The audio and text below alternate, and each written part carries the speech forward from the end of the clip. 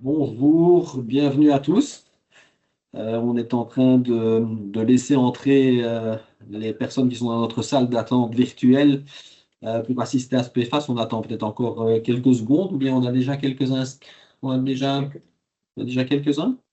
Bon, alors je vous propose de commencer par une petite introduction. On est très heureux de vous accueillir ici pour ce petit webinaire que l'on organise autour de la problématique des PFAS. En fait, au cours de ces derniers mois, on a quand même reçu de votre part, de la part de nos clients, un certain nombre de questions relatives aux PFAS dans les eaux usées industrielles essentiellement. Et on s'est dit que ça serait une bonne idée d'essayer de vous rassembler pour répondre de façon coordonnée à ces différentes questions. Donc, on a considéré que finalement, ça faisait vraiment partie de notre mission vis-à-vis de nos clients, c'est d'agir finalement pour une gestion durable du cycle de l'eau dans l'industrie. Donc, on a rassemblé des infos. Ce ne sera pas un séminaire où on va vous présenter la problématique de façon exhaustive en ce qui concerne tous les PFAS, ce ne sera vraiment pas l'objet, mais répondre à vos questions de terrain du mieux que l'on peut. Sachant aussi que nous ne sommes pas des représentants de l'administration, donc en ce qui concerne tous les aspects législatifs, on va vous faire part de ce que l'on sait de nos différents contacts avec l'administration, mais c'est des choses qui évoluent au cours du temps et donc ça peut évoluer encore dans les prochaines semaines, dans les prochains mois. Alors, vous avez un onglet questions-réponses. Et je vous propose de l'utiliser notamment pendant tout le webinaire pour poser par écrit vos questions.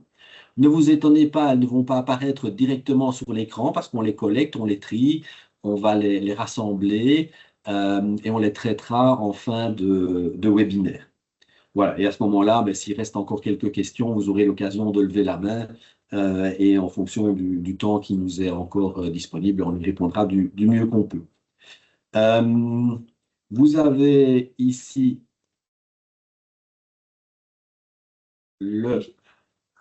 alors, je tente de faire passer à la dia suivante en poussant sur mon pointeur que j'oriente. Voilà. Ah, on va la prendre. Voilà, si on s'y met à deux, ça ne va plus. On va s'en sortir très bien, vous allez voir.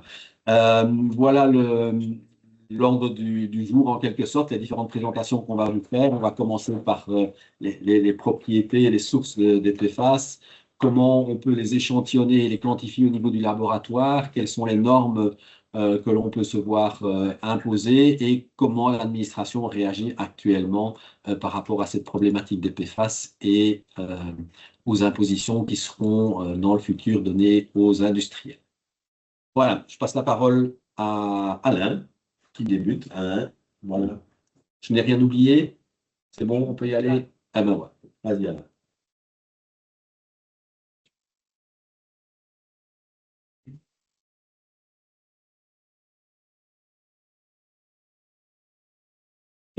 Bonjour, donc ici une petite introduction à la problématique des PFAS.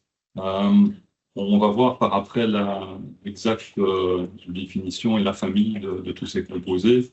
Retenez que d'une manière générale, ce qu'on entend par PFAS, ce sont des molécules organiques, donc avec une longue chaîne carbonée, sur laquelle on vient greffer des atomes de fluor. Donc soit c'est perfluoré, il y a beaucoup d'atomes de fluor, soit c'est polyfluoré, beaucoup d'atomes, soit perfluoré, la chaîne est saturée entièrement de fluor.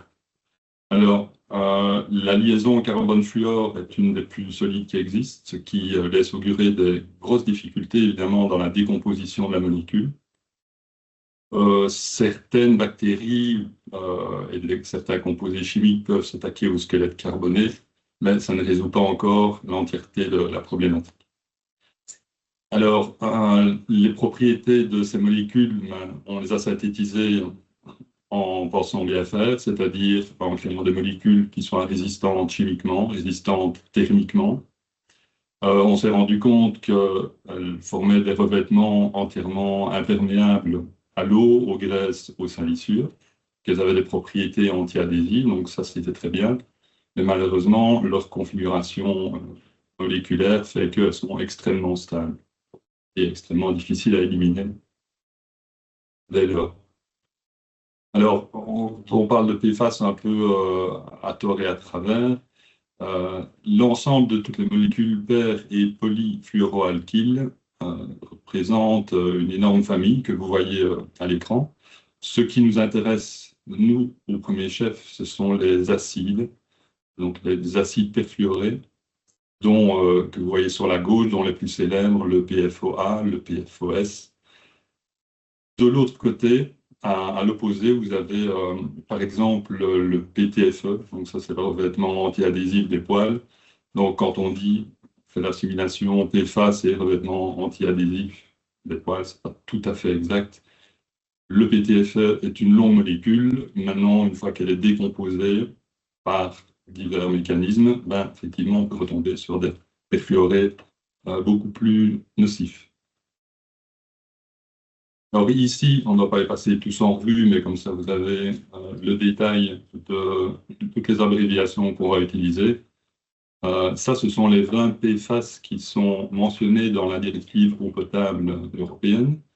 Et les 4 qui sont étoilés ici, ce sont les 4 PFAS qu'on va retrouver le plus dans les aliments et les boissons à destination humaine et qui posent évidemment le plus de problèmes. Donc, c'est le perfluorooctane sulfonate, l'acide perfluorooctanoïque, l'acide perfluorononanoïque et le perfluorohexane sulfonate. Alors, ce sont des molécules avec 6 à 9 atomes de carbone. Les PFAS les plus courts, retenez, sont les plus mobiles et d'une manière générale sont les plus difficiles à éliminer. Les acides avec les chaînes les plus longues sont ceux qui ont une tendance à s'accumuler le plus dans l'environnement. Alors, les applications de ces molécules-là, elles sont tant industrielles que domestiques. Les applications industrielles, c'est la microélectronique, le package des métaux, les mousses anti-incendie énormément, détergents et lubrifiants. Au niveau des applications domestiques, on pense principalement aux revêtements sur les textiles, revêtements imperméables, les cosmétiques et les détergents. Alors, une fois qu'on rejette tout ça dans les eaux usées, que ce soit industriel ou domestique, on passe, dans le meilleur des cas, par la station d'épuration. Et malheureusement, la station d'épuration conventionnelle type Bois-Quéré ne fonctionne pas très bien pour l'élimination de ces composés-là, sauf à les piéger dans les boues. Alors, en disant ça, on n'envisage pas tout ce qui est émissions dans l'environnement au niveau des sols. Là, c'est une autre problématique qui n'est pas l'objet de la discussion d'aujourd'hui, mais qui est bien présente également. Alors, au niveau de cette dissémination, justement, voilà quelques extraits de la presse ou de communiqués, donc, qui auraient, d'après le Conseil des ministres nordiques, il y aurait 100 000 sites en Europe susceptibles d'émettre des produits de type PFAS. Il existerait 2000 sites dans lesquels la contamination atteint des niveaux considérés comme dangereux. Alors, on note aussi, ça c'est l'European Environment Protection Agency américaine qui affirme que plus de 143 millions d'Américains sont exposés aux PFAS par l'eau potable, les utilisent. Et l'Agence européenne de l'environnement a chiffré la proportion de rivières, de lacs et d'eau côtière qui sont contaminés aux PFAS et qui ont dépassé les normes de qualité environnementale. Donc, on voit que c'est une problématique, et vous en doutez, qui est absolument importante. Alors, au niveau des effets sur la santé humaine, ici, bon, nous ne sommes pas des toxicologues, on ne va pas se lancer dans des affirmations trop avancées.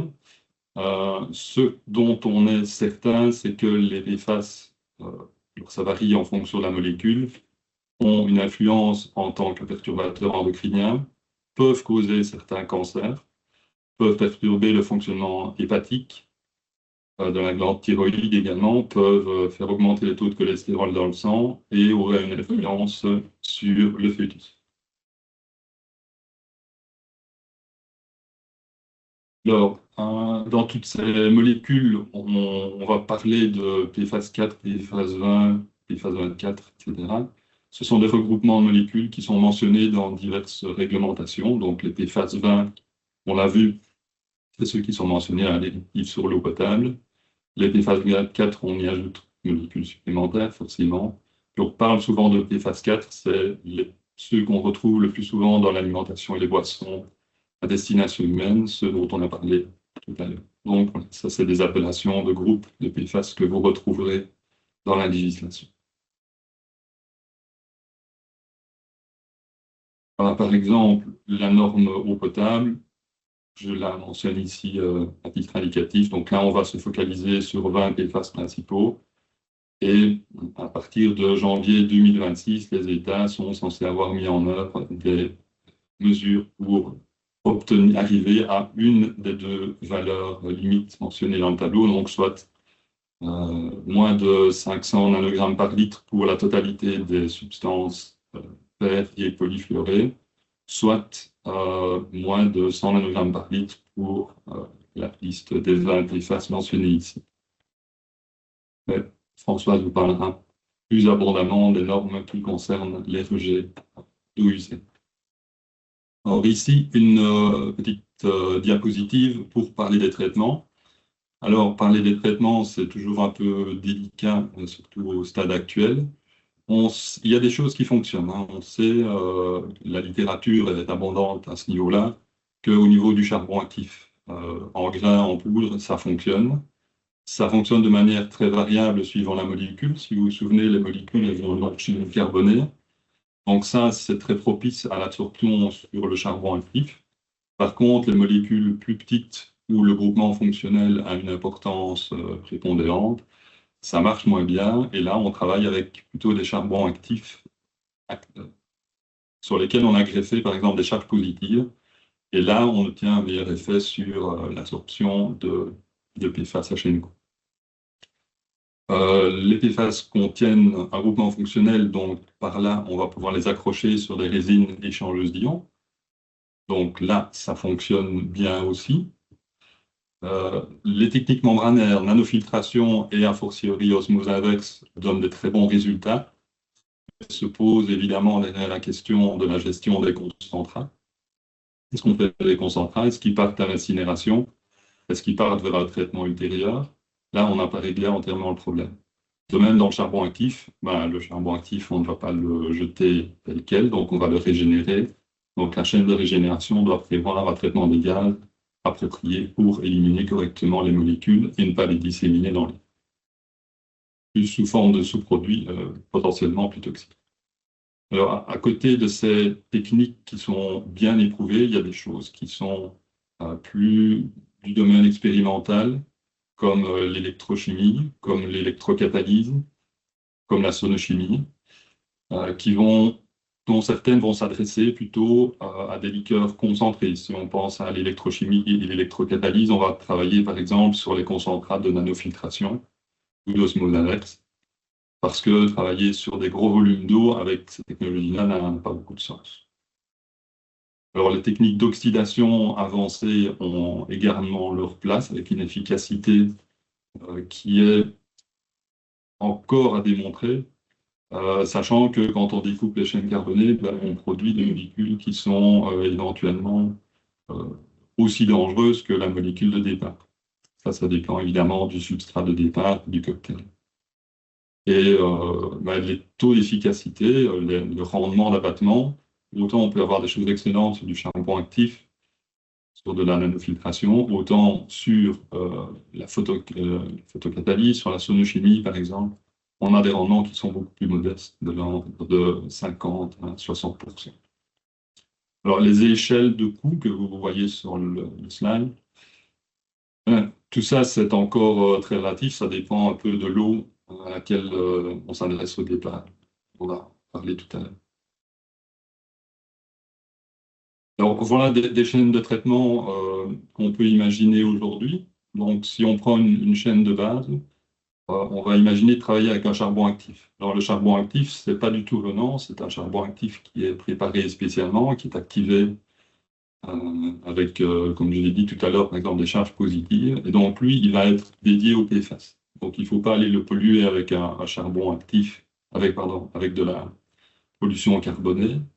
Donc, on va placer devant un charbon actif de debulking, de dégrossissage, qui lui va piéger typiquement un décès, de manière à ce que le charbon actif PFAS fonctionne au mieux et que la chaîne soit optimale du point de vue OPEX. Alors, éventuellement, derrière le charbon actif de finition, on va placer un échangeur d'ions, vraiment pour aller chercher les derniers nanogrammes par litre en fonction de l'objectif. Et en amont, on devra éventuellement, en fonction de la qualité d'eau brute qu'on travaille, placer un filtre à sable ou une ultrafiltration, voire même une décantation avec une coagulation, flocculation, si l'eau est vraiment très sale. Donc, si on parle d'une station d'épuration urbaine sortie du clarificateur, on va à tout le moins devoir placer un filtre à sable ou un filtre à disque ou une ultrafiltration avant d'attaquer le reste du traitement des PFAS proprement dit. Donc, traiter les PFAS, ça implique toujours de faire des traitements lourds en amont. Donc, c'est pour ça que donner aussi une idée de coût du traitement des PFAS, c'est un peu difficile. Ça dépend vraiment au cas par cas. Et dans le cadre de cette séance-ci, c'est quand même difficile d'avancer des chiffres. En euros par mètre cube, ce serait un peu hasardeux pour le moment. Alors, une des filières alternatives, peut-être dans le futur, on va avoir des choses plus innovantes. On va avoir un étage de nanofiltration qui va abattre les PFAS avec devant un charbon actif pour protéger la membrane, éviter le colmatage trop rapide, donc un charbon actif tout venant entre guillemets, et éventuellement une ultrafiltration ou un filtre à sable devant pour protéger le charbon actif. Et le concentrat de la nanofiltration, à ce moment-là, qui va titrer plusieurs microgrammes par litre de PFAS, lui, on va l'envoyer dans une technologie un peu plus novatrice, si on ne veut pas incinérer, soit électrocatalyse, soit une séparation par moussage, foam fractionation, de manière à concentrer encore plus, voire détruire les PFAS du concentrat.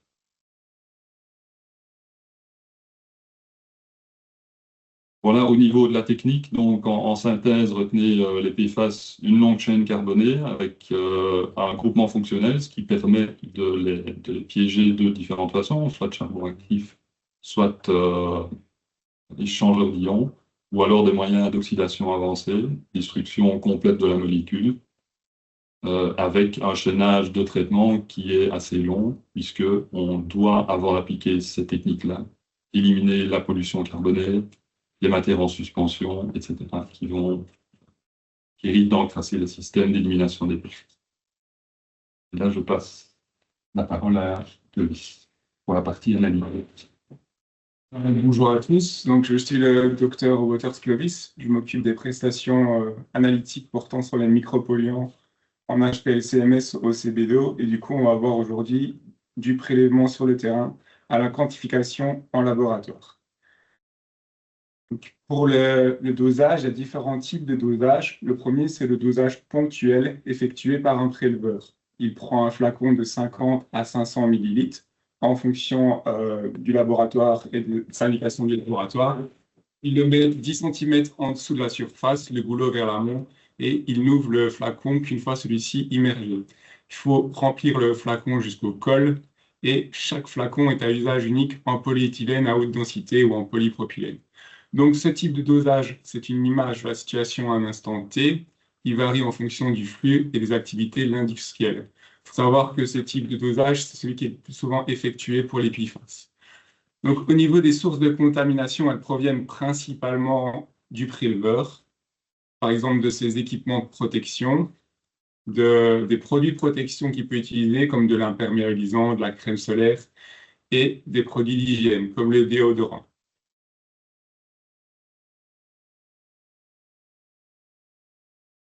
Les préleveurs ne sentent pas mauvais, je rassure. Donc, il y a un deuxième type de dosage qui est le dosage combiné. Et ici, c'est réalisé à l'aide d'un échantillonneur automatique. Il peut se faire en fonction du temps, par exemple toutes les 30 minutes, toutes les 15 minutes. Il peut se faire en fonction du débit. Donc, par exemple, un dosage tous les 10 mètres cubes grâce à un débitmètre. Au niveau de la collecte de l'échantillon, elle peut se faire dans un seul contenant ou dans différents contenants.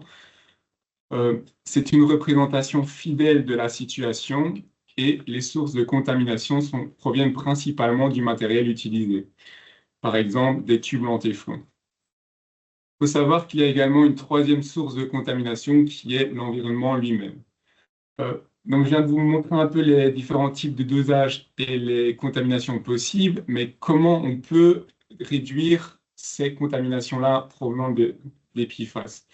Donc, la première chose à faire, donc, au niveau de l'équipement de protection individuelle, il faut bien distinguer ce qu'on peut utiliser et ce qu'on doit vraiment ne pas utiliser. Donc, ce qui est accepté, c'est d'utiliser des vêtements en coton, des chaussures en PVC ou en polyuréthane, des produits d'hygiène 100% naturels et du néoprène. Ce qu'il faut refuser ou éviter au maximum pour ne pas contaminer les échantillons, donc c'est les chaussures imperméables, des combinaisons en fibres de polyéthylène, des accessoires en plastique, tout comme les étiquettes, les étiquettes imperméables, les cahiers, les marqueurs. Donc tout ça, en fait, il faut vraiment ne pas les utiliser lors des prélèvements. Au niveau du matériel de prélèvement, ce qui est accepté, c'est le polyéthylène normal à haute densité, le bouchon en revêtement en polyéthylène haute densité, le silicone acétate ou des gants en nitrile sans poudre. Ce qu'il faut obligatoirement éviter, c'est tout ce qui est en téflon et les gants en latex. Alors, une troisième chose, donc si un blanc n'a pas été fait, donc qu'est-ce que c'est un blanc? C'est utiliser de l'eau ultra pure, le prélever via le matériel et ensuite analyser le contenant au laboratoire. Et donc, si un blanc n'a pas été fait, on ne peut pas utiliser par exemple du matériel de polyéthylène en haute densité ou du plastique à faible densité et des containers en verre. Pourquoi? En fait, ces matériaux, ils ont un pouvoir absorbant, notamment pour les longues chaînes, donc les PFAS à longue chaîne, et donc du coup, ils peuvent être retenus par le matériel.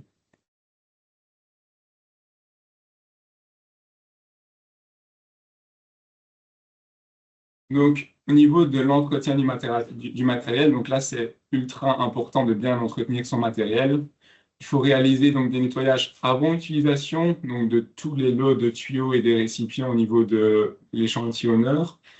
Donc, ce nettoyage se fait avec du méthanol. Il faut faire également plusieurs rinçages avec de l'eau ultra pure, donc de l'eau exempte de PFAS, afin de minimiser la contamination de l'échantillon. Entre chaque utilisation, donc là, il faut utiliser une brosse en polyéthylène ou en PVC pour éliminer la particule. Pourquoi il faut éliminer les particules qui peuvent être dans le matériel? C'est parce qu'elles ont également un pouvoir absorbant. Au niveau des détergents, il ne faut pas utiliser tous les détergents avec des composés fluorés. Les solvants organiques à utiliser, c'est toujours du méthanol ou alors du méthanol à 1% d'hydroxyde d'ammonium. Et le rinçage va toujours se faire avec une eau exempte de PFAS, donc de l'eau ultra pure, stockée dans des containers en polyéthylène haute densité. Au niveau du transport, le transport de l'échantillon doit se faire à 10 degrés. Au laboratoire, il est conservé à 4 degrés. Au niveau des temps de conservation, il est de 14 jours depuis le prélèvement jusqu'à son extraction. Donc l'extraction, c'est l'isolement des composés qu'on va analyser, donc ici les PFAS. Donc ça se fait en laboratoire. Une fois que ces analytes sont extraits, le temps de conservation est de 30 jours. Et sinon, on peut avoir un temps de conservation de 90 jours si on congèle l'échantillon à moins 20 degrés. Donc, une fois qu'on arrive au laboratoire, on doit généralement réaliser une méthode de préparation de l'échantillon. Donc, il y a ça en fonction de la matrice. Donc, si vous avez une matrice bien claire comme de l'eau potable, il est possible de l'injecter directement dans l'instrument. Directement, généralement, c'est avec du méthanol, c'est en combinaison avec du méthanol. Par contre, si votre matrice est sale, il va falloir d'abord réaliser une filtration pour enlever toutes les matières en suspension. Puis ensuite, il faudra réaliser tout ce qui est une extraction en phase solide, donc de la SPE, pour vraiment éviter d'aller contaminer, d'aller salir l'instrument. Au niveau de la quantification, elle se fait par chromatographie liquide haute performance couplée à la spectrométrie de masse. Donc la chromatographie liquide sert à séparer les PFAS en fonction de leurs propriétés chimiques. Et ensuite, donc, le spectromètre de masse, ici, c'est un triple quadrupôle. Donc, le premier quadrupôle permet de sélectionner la masse du précurseur. Le deuxième quadrupôle, il y a de l'argon dedans et il permet de fragmenter le précurseur. Et le troisième quadrupôle permet d'aller détecter donc, les ions du précurseur qui ont été fragmentés et de quantifier les PFAS. Il faut savoir donc, que toutes les sources de contamination que je vous ai énoncées au début s'appliquent aussi au laboratoire, donc on est très vigilant là-dessus. L'étape la plus cruciale, c'est la préparation de l'échantillon. Et donc là aussi, on n'utilise pas de notes, on est dans des pièces fermées, on prête très attention à ça. Et du coup, je vais passer la parole à ma collègue Françoise. Bonjour à tous. Donc moi, je vais vous parler un peu de ce qui existe, ou plutôt de ce qui n'existe pas encore vraiment en matière de normes de qualité et de normes de rejet concernant les PFAS. Alors, parlant de rejet industriel, on va effectivement principalement s'intéresser aux eaux de surface, les eaux souterraines étant plutôt concernées par les normes sur les eaux potables. Alors, il faut savoir qu'au niveau européen, il y a un grand chapeau qui réglemente la qualité des eaux de surface. C'est la fameuse directive cadre sur l'eau qui, depuis les années 2000, définit ce qu'on appelle le bon état des eaux de surface. Et ce bon état est de plusieurs natures. On va parler de bon état écologique si on regarde l'hydromorphologie des cours d'eau, la présence de macropolluants tels que le carbone, l'azote, le phosphore et différentes salinités par exemple, et la qualité biologique de ces eaux. Et puis, il y a un deuxième niveau qui est l'état chimique. Et là, l'Union européenne a établi toute une liste de substances qui sont qualifiées de substances prioritaires, voire même de substances dangereuses prioritaires, et pour lesquelles sont édictées les fameuses NQE, donc normes de qualité environnementale, ou EQS si vous consultez les textes en anglais. Alors, cette liste a mis un petit peu de temps à être établie et c'est en 2008 qu'une première liste est sortie avec 33 substances ou familles de substances, puisqu'on va parler par exemple des PCB ou des HAP, qui comprennent plusieurs composés, mais qu'on ne compte que pour un dans la liste des substances. Alors, l'établissement de cette liste est un peu un jeu de gendarmes et de voleurs, puisque chaque fois qu'il y a des nouveaux produits chimiques qui arrivent dans l'industrie ou dans l'usage domestique, ils mettent un certain temps avant de se retrouver dans les eaux, on met un certain temps avant de se rendre compte qu'ils sont là, et puis encore un certain temps pour évaluer leurs effets, et encore plus de temps pour établir des normes de qualité. Donc tout ça est un processus qui fait des allers-retours entre caractérisation de l'environnement et puis retour théorique pour établir des normes de qualité et puis adaptation de la législation. Et donc, c'est en 2013, avec une première mise à jour de cette liste de substances prioritaires, qu'on a vu apparaître le fameux PFOS et ses dérivés, donc le perfluorooctylsulfonate que vous voyez ici, et dérivé, ça veut dire simplement quand on remplace le H que vous voyez à droite de la molécule par un autre ion tel que par exemple du sodium. Et là, il est arrivé dans la liste NQE avec 12 autres substances ou familles supplémentaires. Donc, la liste est passée à 45. Et en plus, ce PFOS coche aussi la case de substances considérées comme dangereuses, puisqu'on va parler de substances prioritaires ou dangereuses prioritaires en fonction du risque vraiment environnemental et écotoxicologique qui est associé à la substance. Alors, ces NQE, voilà ce qu'elles sont au jour d'aujourd'hui, donc depuis une dizaine d'années, un peu plus de 10 ans. Donc, pour considérer qu'une masse d'eau de surface est en bon état, il faut que la moyenne annuelle de concentration en PFOS soit inférieure à 0,65 nanogrammes par litre. Alors, c'est un petit peu difficile à imaginer ce que ça représente. C'est une cuillère à soupe dans le lac de la Gilette, pour donner un ordre de grandeur. Alors, il y a également une norme en concentration maximum admissible, qui, elle, est beaucoup plus haut, elle est à 36 microgrammes par litre. Pourquoi? Parce que les PFAS ne sont pas des substances avec une toxicité aiguë, et donc un pic de concentration n'est pas dramatique, c'est plutôt le niveau de base tout au long de l'année qui est important, et également une norme sur la concentration dans le biote, c'est-à-dire qu'on va aller contrôler, pêcher des poissons ou récupérer des organismes vivants et mesurer la concentration en PFOS dans les tissus. Actuellement, ce sont les normes qui font foi, qui ont valeur pour la qualité des eaux de surface. Alors, cette directive cadre et ces différentes directives NQE s'accompagnent également de l'instauration d'une liste de vigilance, ou watchlist en anglais, qui est normalement revue tous les 3-4 ans et qui sert à évaluer s'il y a des substances qu'on doit ajouter à la liste ou au contraire pour lesquelles il ne faut pas s'inquiéter. Et donc, les États membres surveillent toute une série de composés dans leurs eaux pour voir s'il faut s'en inquiéter ou pas. Alors, cette directive cadre est actuellement en cours de révision. Il faut savoir que au bout des 20-25 ans de travail sur la qualité des eaux, l'Union européenne a entrepris un grand chantier de révision de toutes ces directives qui concernent l'eau. C'est pour ça qu'on a eu une nouvelle directive eau potable en 2020, qu'on est en train de sortir une nouvelle directive concernant le traitement des eaux résiduaires urbaines. Et le prochain train qui devrait arriver, normalement, c'est la directive cadre sur l'eau qui va être révisée.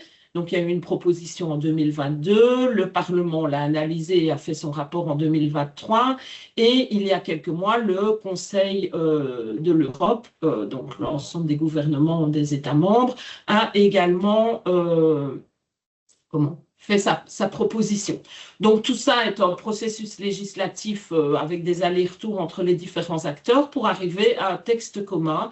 Et à ce stade, c'est pour ça que Stéphane vous disait tout à l'heure que ce qu'on vous communique ici ne fait pas foi de loi, puisqu'on ne sait pas encore exactement le texte qui va arriver in fine, mais à ce stade, il y aurait l'ajout d'une vingtaine de substances à la liste NQE. Il est question également d'en enlever 7. Pourquoi? Parce que, par exemple, il y a des pesticides qui sont interdits d'emploi depuis des années, si pas des dizaines d'années dans l'Union européenne, et qu'il n'y a plus de sens de laisser dans la liste NQE. Et les PFAS, donc on ne va plus se limiter ici qu'au seul PFOS, mais on va élargir cette liste, comme Alain vous a dit, pour évaluer la qualité de nos eaux, alors qu'il s'agisse d'eau souterraine ou d'eau de surface. Et donc, on va avoir une norme pour les eaux souterraines. Là, je suis désolée, il y a une petite erreur dans mon slide. Donc, la première norme, c'est les eaux souterraines où on vous en a déjà parlé. Et la deuxième norme, c'est sur les eaux de surface. Et la disparition de la concentration maximum, mais une moyenne annuelle sur la somme des 24 PFAS inférieure à 4,4 nanogrammes par litre. Et la petite particularité, ce n'est pas vraiment la somme des concentrations, mais c'est ces concentrations transformées en équivalent PFOA en utilisant un facteur de dangerosité relative, puisque tous les PFAS n'ont pas le même effet sur l'environnement.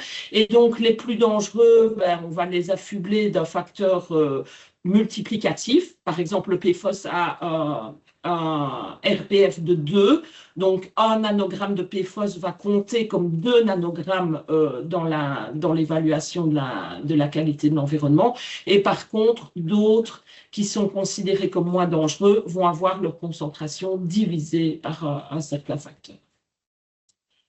Il y a également des normes qui vont être introduites dans les critères de qualité eau souterraine. Alors, qu'est-ce que ça veut dire pour vos eaux usées? Donc, il faut savoir que les États membres sont tenus de viser pour leurs eaux de surface d'atteindre ces normes de qualité NQE. Et évidemment, comment est-ce qu'on peut le faire? On ne va pas aller traiter les rivières pour en enlever les PFAS, mais on va éviter de rejeter des PFAS dans nos eaux de surface. Et ces PFAS viennent par où? Soit par les eaux résiduaires urbaines, soit par les eaux industrielles. Et donc, actuellement, il n'y a aucune norme de rejet globale, ce qu'on appelle les normes sectorielles, par exemple, sur les PFAS. Néanmoins, ça peut arriver, ces normes vont pouvoir sortir. Les États membres, parmi leur arsenal de mesures pour respecter l'NQE, vont certainement prendre des textes de loi concernant les normes de rejet. Mais il faut savoir que même actuellement, alors qu'il n'y a pas encore de normes sur les PFAS, ceux d'entre vous qui ont leur permis d'environnement avec des conditions d'exploitation sur la qualité des rejets en eau, si vous allez voir dans ces conditions d'exploitation, certains d'entre vous, ce n'est pas toujours repris dans les permis où on estime que ces substances ne sont pas censées se retrouver, on ne le met pas, mais vous verrez certains que vous avez... j'ai oublié de... Voilà. Si vous allez voir dans vos permis d'environnement, vous verrez peut-être cette petite phrase qui dit que les eaux usées déversées ne peuvent contenir les substances dangereuses et les polluants spécifiques visés à l'annexe 7 blablabla du Code de l'eau. Donc ça, c'est la transposition de la directive cadre et de ces directives FI-NQE. Et donc, cette petite phrase qui n'a l'air de rien, en fait... sans en avoir l'air, elle vous interdit déjà de déverser des PFAS, sauf si vous avez dans vos autres conditions une norme de rejet. Alors bon, on se rend bien compte qu'avec des niveaux de quantification de l'ordre du nanogramme par litre, ne pas rejeter, qu'est-ce que ça veut dire? Est-ce que ça veut dire 0? Est-ce que ça veut dire inférieur à la LOQ? Là, les interprétations varie parfois en fonction de la lecture qu'on fait du texte, mais sachez que voilà, cette phrase-là vous interdit de déverser des PFAS dans vos eaux usées. Il faut savoir également que les États membres et la région wallonne, parmi ceux-ci, établissent des plans de gestion des districts hydrographiques. Nous sommes actuellement dans le 3e train de ces plans de gestion, dont l'objectif est d'atteindre la bonne qualité, le bon état des eaux de surface. Et donc, dans ces plans de gestion, on trouve toute une série de mesures qu'on estime devoir prendre pour atteindre le bon état. Et parmi ces mesures, on a les mesures 19 et 20 qui concernent les rejets industriels en eau de surface et où il est notamment prévu d'aller revoir les autorisations de déversement, revoir les permis, voire même édicter de nouvelles conditions sectorielles pour atteindre les objectifs de qualité. Alors, bon, vous voyez que l'échéance, le calendrier prévisionnel était de 2024. Bon, comme tout calendrier prévisionnel, ça se laisse écrire. On n'est clairement pas encore tout à fait à ce stade-là, mais voilà, ce sont des mesures qui sont dans le pipe et qui vont certainement sortir des effets dans les quelques années qui viennent. Et le 4e PGDH est déjà en cours. Oui, ce n'est pas 2022-2027, c'est 2027. 2032 est en cours de préparation et d'enquête publique. Et là, les PFAS font nommément leur apparition dans les problématiques que ces plans de gestion doivent prendre en compte. Voilà. La parole à Stéphane. Alors, que va-t-il en être pour les industriels? Ben, vous savez que l'administration de l'environnement en région wallonne a été bien secouée par les différentes crises, suite à quelques émissions de la RTBF notamment. Et bien, ils ont tenté de réagir et la planification qu'ils font actuellement, c'est de vouloir réaliser un monitoring à l'échelle de la région wallonne pour quantifier les émissions de PFAS dans les rejets industriels. Et donc, ils ont commencé par essayer d'identifier les différentes entreprises qui étaient susceptibles d'émettre ces PFAS. Et ils l'ont fait à partir d'une analyse de type sectoriel, donc en fonction de votre activité, en fonction de l'usage qui est connu des PFAS, est-ce que cette entreprise est susceptible d'en utiliser, est-ce qu'elle est susceptible d'en émettre, que ça soit à travers les eaux usées, mais aussi ça peut être sur les déchets ou éventuellement des émissions atmosphériques. À ce stade-ci, environ, enfin pas environ, mais 6720 entreprises ont été identifiées comme potentiellement émettrices de PFAS. Cette liste, elle n'est pas définitive et le SPE a tout récemment lancé un marché public justement pour demander à un prestataire externe de valider en quelque sorte l'identification de ces entreprises et de la compléter également par rapport aux activités. Je pense que le marché doit être lancé dans les prochaines semaines s'il ne l'est pas là actuellement. Ce qu'il va arriver, donc, c'est que les entreprises qui sont clairement identifiées comme étant susceptibles d'émettre des PFAS, eh bien, on va leur demander de monitorer leurs rejets pour s'assurer, enfin, pour quantifier la quantité de PFAS qui sont présentes dans le rejet, et cela pendant 1 an. À partir de là, il y aurait une connaissance plus fine des contaminations des eaux usées industrielles. Alors, qu'est-ce que ça va avoir comme incidence sur le permis et les autorisations et les valeurs limites d'émission? Jusqu'à ce jour, l'administration a eu différentes approches pour réagir par rapport à ces PFAS.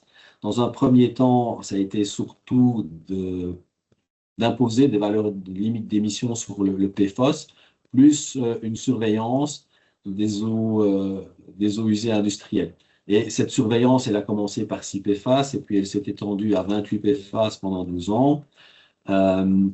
Et enfin, l'administration a commencé à imposer des valeurs limites d'émission non plus uniquement sur le PFOS, mais sur une gamme de 28 PFAS, avec des concentrations qui étaient quand même très basses, de l'ordre d'une somme de 100 nanogrammes par litre. Donc ça, c'est ce qui est advenu pour un certain nombre d'industriels. Ça représente quand même un certain nombre de dossiers qui ont été traités par l'administration. Maintenant, l'approche sera un peu différente. Donc, au terme de la surveillance des différents rejets industriels tel qu'il sera prévu dans le monitoring, eh bien là, toutes les entreprises dans lesquelles on aura détecté des PFAS se verront imposer une valeur limite d'émission par rapport aux PFAS qui ont été détectés. Pour imposer cette valeur limite d'émission, comme l'a dit Françoise, l'administration tiendra compte du milieu récepteur, elle tiendra compte aussi des meilleures techniques disponibles pour autant qu'il en existe dans le secteur industriel et si elles ont été, s'il y a des choses qui sont spécifiques aux PFAS. Donc, c'est seulement à ce moment-là que, via un article 65, eh bien, une valeur d'émission sera imposée au niveau des rejets. Je pense que l'administration va se faire aider, d'après les contacts qu'on a pu avoir, pour que certaines missions soient, pour les assister dans cette mission pas de recommander, mais d'imposer les valeurs limites d'émission sur les différents PFAS. Donc, voilà où on en est actuellement. C'est essentiellement du monitoring. Et puis, au terme du monitoring, eh bien, ça sera d'imposer des valeurs limites d'émission. Sachant que le monitoring aura lieu en 2026, bon, on peut s'attendre à avoir des valeurs en 2025, pardon, on peut s'attendre à avoir des valeurs en 2026. Voilà. J'espère qu'on a répondu à une bonne série de vos interrogations à travers les informations qu'on vous a délivrées ici. Vous avez, comme on l'a dit tout à l'heure, un petit onglet, la question-réponse. Vous pouvez le poser. Vous pouvez également lever votre main. Et je me tourne vers notre régie qui se cache là derrière pour voir si il y a une série de questions qui ont déjà été posées. Mais apparemment, soit vous n'avez pas trouvé l'onglet questions-réponses, soit nous avons été particulièrement complets, puisqu'il n'y a pas beaucoup de questions posées dans le chat. Voilà, n'hésitez pas. Si vous avez des questions, on est là pour y répondre. Levez votre main. Ou alors, troisième hypothèse qu'on me souffle à l'oreille, c'est que vous n'avez rien entendu. Mais je doute que ce soit le cas, sinon vous serez manifesté plus tôt, certainement. Voilà. Ok. Bien, écoutez, pas de questions, donc on va clôturer là. On est parfaitement dans les temps. Ça vous laisse encore 10 minutes pour prendre l'apéritif ou pour travailler avant l'heure de table. N'hésitez pas de toute façon à nous contacter. On est toujours là au service de nos clients, à leur écoute, pour essayer de leur apporter toutes les informations dont on dispose et l'assistance que l'on peut vous apporter au-delà simplement de l'analyse des échantillons. Vous savez qu'au CBODO, on a quand même des activités qui sont différentes, hein. On a le laboratoire, donc vous nous connaissez vraisemblablement parce qu'on va prélever des échantillons chez vous, on vous a expliqué comment on le faisait, parce qu'on fait des analyses, mais sachez qu'à côté de ça, on a toute une série d'ingénieurs, de docteurs, de scientifiques qui sont là justement pour étudier les différents traitements et vous apporter toute assistance nécessaire dans le cadre de votre préparation des autres process, dans le cadre de votre traitement des eaux usées et dans le cadre également de la gestion du cycle de l'eau chez vous. Alors, on a une question. Qu'en est-il des limites de quantification par rapport aux normes?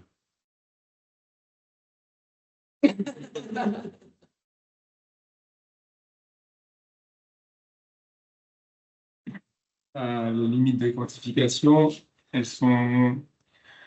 ça dépend des appareils. Évidemment, les appareils les triple quad sont super sensibles. Et donc, du coup, actuellement, on arrive à respecter les normes avec ces appareils-là. Donc, les limites de quantification, c'est descendre sous le nanogramme par litre avec certains appareils et certaines méthodes de préparation de l'échantillon, comme j'ai évoqué.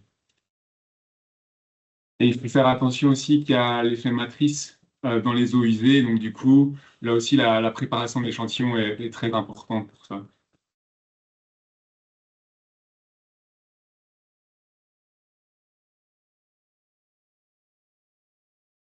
Je crois que c'était du coup la seule question qui est arrivée.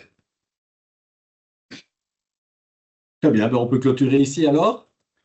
Merci pour votre assistance et à bientôt. Et si on n'a plus l'occasion, si vous n'avez plus l'occasion de rencontrer le CBODO, nous vous souhaitons déjà d'excellentes fêtes de fin d'année. Merci, à bientôt.